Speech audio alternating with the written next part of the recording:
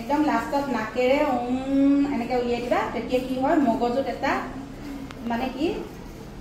থেকেচনি এটা হয় এই মগজ বিলাকত আমাৰ সৰু সৰু কিছুমান সূক্ষ্ম সূক্ষ্ম সেল থাকে নহয় সেই সেল বিলাক কিছুমানে আমি চিন্তা নকৰো বা খুন্দাটো নামাৰো কাৰণে এইবিলাক মৃতপ্ৰায় হৈ যায় আৰু আমি যদি ওম মন্ত্ৰ জপ কৰো ওম এনেকে কৰো নহয় ইয়াত এটা জিনজিননি নিচিনা শব্দ হয় মানে জুকাৰমি এটা হয় আৰু সেই মৰি থকা সেল বিলাক ক্ৰমান্বয়ে তেওঁলোকে সাৰ পাবলৈ হেৰি হয় সেইটো কাৰণে সেই ওম মন্ত্ৰটো জপ কৰিব লাগে আকৌ এবাৰ কৰো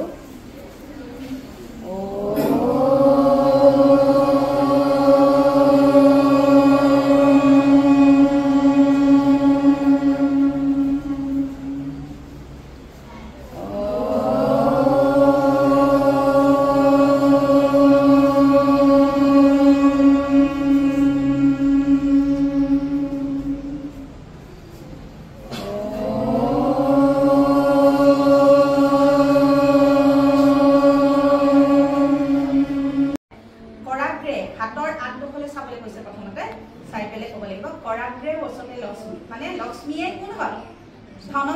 ধন হেৰি যিমান দিয়ে কোনে দিয়ে লক্ষ্মীয়ে দিয়ে হয়নে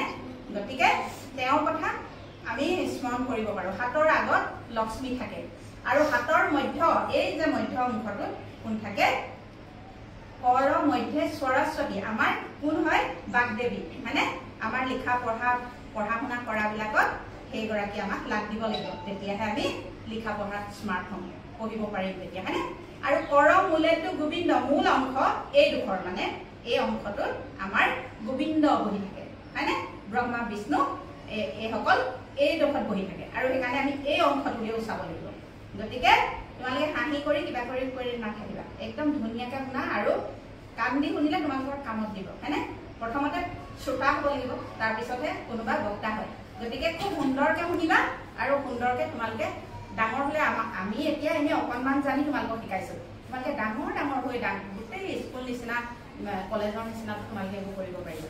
গতিকে কৰ মূলেটো গোবিন্দ প্ৰভাতে কৰ দৰ্শনম ৰাতিপুৱা চব কৰাগ্ৰে বসতে লক্ষ্মী কৰ